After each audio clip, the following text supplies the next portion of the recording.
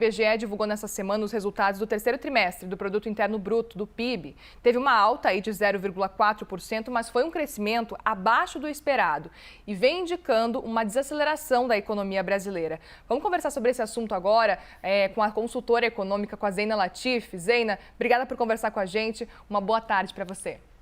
Boa tarde, é um prazer estar com vocês. O prazer é nosso. Zeina, uma das grandes preocupações, decepções também desse resultado do PIB foi a retração da agropecuária, né? Que interrompeu uma sequência de 3 altas consecutivas. O que pode explicar esse cenário na sua avaliação? Olha, tiveram problemas localizados ali. Claro que houve também, tem sempre acomodações aí do cenário internacional, mas foi muito mais questões ligadas ao lado da oferta, questões climáticas que impactaram algumas culturas. Agora, é importante colocar que, apesar dessa redução na margem em termos de volume, esse é um setor que tem tido, historicamente, uma performance superior ao PIB, né? Se beneficiando de uma penetração dos produtos brasileiros lá fora, dos preços de commodities, e os ganhos acumulados nos últimos anos são bastante relevantes. Então, é uma queda modesta à luz dos ganhos. A outra coisa importante para colocar é que a rentabilidade desse setor, claro, depende de ser exportador, depende do produto, mas em alguma medida ainda preservada também. Então, quando a gente olha não a variação do volume, mas quando a gente olha a geração em termos de reais, vamos dizer assim, a gente está falando de crescimento de 2 dígitos, quer dizer, a gente está falando de cifras mais robustas. Então, não é exatamente um setor que traz preocupação, apesar desse resultado mais fraco na ponta. Perfeito. E você acredita que um dos fatores, então, da desaceleração do PIB possa ser, de repente, o fim dos efeitos da reabertura da pandemia, que aconteceu lá no fim do ano passado, nesse ano também? Os consumidores compraram muito e agora a gente está voltando ao normal da economia aos poucos? Qual que é a sua avaliação com relação a isso? Olha, a gente tem um quadro em que o Banco Central lá atrás tirou a taxa Selic, né, elevou a taxa Selic de 2% para 13,75%, não sem razão, foi para lidar com a questão inflacionária, e parte dessa questão, desse problema inflacionário é justamente o estímulo que foi feito à economia, né, e a questão da política fiscal, enfim. Então, o Banco Central tinha que aumentar os juros. O fato é que quando o Banco Central calibra ali, né, faz o ajuste da política monetária, da taxa de juros, isso demora um tempo para se materializar na economia. E esse efeito é crescente agora, a gente já vê sinais já há algum tempo no mercado de crédito. Então, claro, tem acomodações naturais, como você citou, mas a gente não pode perder de vista que tem algo mexendo aqui com as válvulas da economia, que são os juros elevados, e desacelera, é para isso que é feito, para desacelerar a economia e conter a inflação que continua muito teimosa, né? Então, é claro que vamos ter que aguardar, mas esse efeito tende a ganhar força. Lembrando que quando a gente olha o endividamento das famílias, o uso de modalidades de crédito como cheque especial, cartão de crédito rotativo, então, assim, tem muita gente machucada, né? Portanto, essa desaceleração que a gente viu tende a ganhar força, lamentavelmente, mas é algo necessário para conter a inflação. A economia brasileira não está num quadro de fraqueza, ainda que muito desigual, mas não é um quadro de fraqueza. Vale lembrar que o IBGE até revisou para cima os dados anteriores do ano. Então, né, as casas revisando, portanto, a projeção de crescimento para cima de 3% esse ano. Então, não é exatamente uma economia que está com uma fraqueza muito grande, enfim, tem sim um aquecimento que o Banco Central tem que lidar. Preciso te perguntar também qual que é a sua avaliação com relação a essa PEC que o governo eleito pretende aprovar, está tentando aprovar nos próximos dias, que planeja, que prevê, então, um gasto extrateto de 195 bilhões de reais. Olha, eu vejo com exagero aqui. É claro que a gente sabe que algum tipo de ajuste seria necessário, mesmo no caso de reeleição do atual presidente, porque temos um orçamento para 2023 que não é factível, né? Teria que fazer o que a gente chama do shutdown da máquina pública, porque não ia ter recursos, porque realmente ele está muito artificial, esse orçamento para 23, a gente sabe disso. Sem contar essa questão do auxílio emergencial, perdão, do Auxílio Brasil, né? O futuro Bolsa Família. Então, é natural, portanto, que houvesse algum tipo de flexibilização adicional, Mas eu entendo que qualquer flexibilização, ela teria que vir junto com sinalizações, com compromissos, para que no ano que vem a gente não se depare com a mesma realidade. Então, isso é ruim. Então, um contexto assim, vamos aumentar as despesas e ponto final, sem dizer, ou sinalizar, claro que ninguém está esperando detalhes, mas sinalizar de forma mais clara esse compromisso para os próximos anos, eu acho que faz falta. A outra coisa é o valor em si, né? Parece um valor alto, para a política, deixando, né, perdendo aqui a chance de reavaliar algumas políticas públicas e, de novo, como eu já coloquei, numa economia que está, sim, aquecida. Então, é claro que esse quadro de inflação teimosa tende a se prolongar, se confirmar essa intenção do governo e afastar esse cenário de corte de juros pelo Banco Central. Talvez demore muito para a gente ter queda da taxa de juros. Aproveito para chamar para a nossa conversa também o Caio Junqueira. Caio. Oi, Zena, boa tarde. Tudo bom? Tudo bem.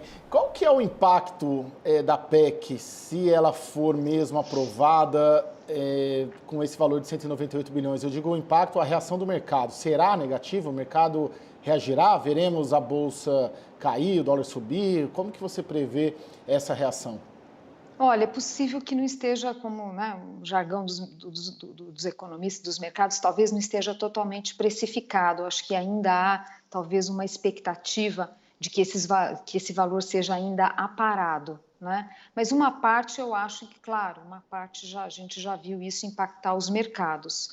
Agora, é importante que se fale o seguinte, às vezes vem um determinado anúncio, às vezes a reação do mercado surpreende, às vezes não é tão negativa quanto se imaginava, mas não quer dizer que a fatura está resolvida, não quer dizer que o problema está resolvido, porque esse tema fiscal, ele está gerando muitas incertezas.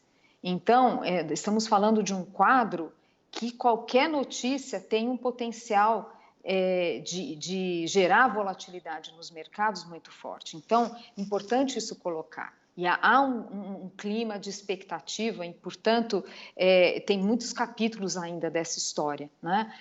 Tem a PEC e depois, né? Então, vamos ter que ficar o tempo todo observando quais são os sinais vindos do governo.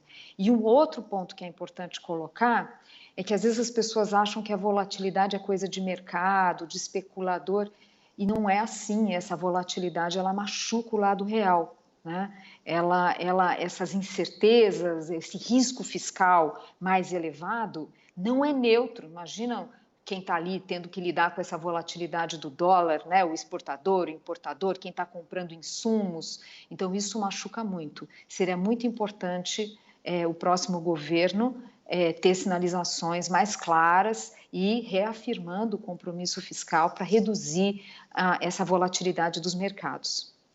Pois é, Zena, existe um entendimento por parte da equipe de transição de que o teto fiscal já não existe mais e que seria necessário realmente uma âncora fiscal, uma nova âncora fiscal e até um arcabouço, na verdade, de modo geral. Qual que é a sua avaliação com relação a esse entendimento?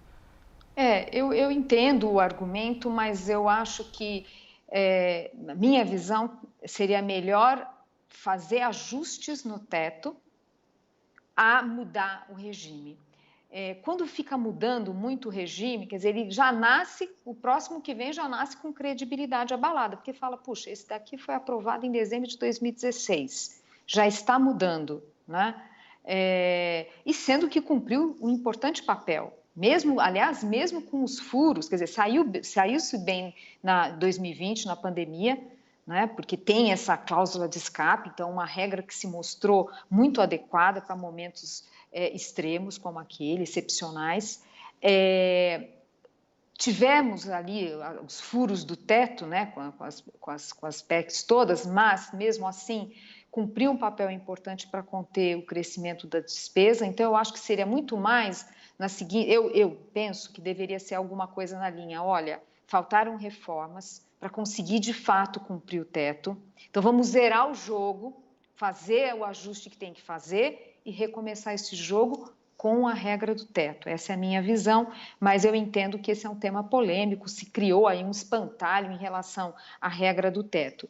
O ponto é que é o seguinte, qualquer que seja a regra, no fundo a gente quer ver o compromisso com a disciplina fiscal. Eu digo, né, é importante para o setor produtivo, é importante para todos nós, cidadãos, que queremos ter uma inflação controlada. Né?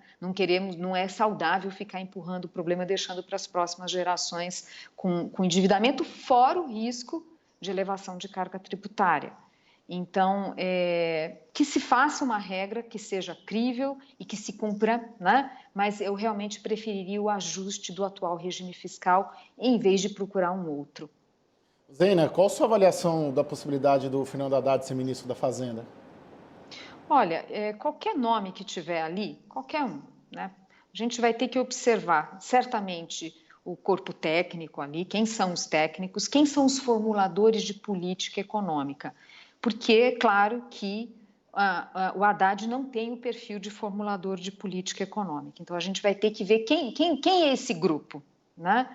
Mas, certamente, o compromisso do presidente. A gente assistiu, desde o governo Dilma com o Joaquim Levy, o próprio Bolsonaro com o Paulo Guedes. Essas pautas fiscais têm que ser um compromisso do presidente da República, não é só o ministro. Claro que um ministro com capacidade técnica, com capacidade política, é um ingrediente muito importante. Até porque o presidente tem que olhar um monte de coisa, tem que ser bem assessorado, né? É claro, mas tem que ser um compromisso do presidente da República em topar o ajuste. Porque na hora que você vai fazer ajuste fiscal, todos os segmentos da sociedade reagem. Mas, puxa, vai começar com o meu setor, começa com o outro, faz outra coisa. Não, aqui não, ali não. Então, todas essas pautas de ajuste fiscal dependem de uma liderança do Executivo, do Poder Executivo, não é o Congresso, é o Poder Executivo e um compromisso do Presidente da República. Então, isso vai ter que ser reafirmado, quem quer que seja o próximo ministro. Nós conversamos com a consultora econômica Zeina Latif. Zeina, obrigada pela participação aqui na CNN. Seja sempre muito bem-vindo e um bom comecinho de semana para você. Eu agradeço, para todos nós. Obrigada.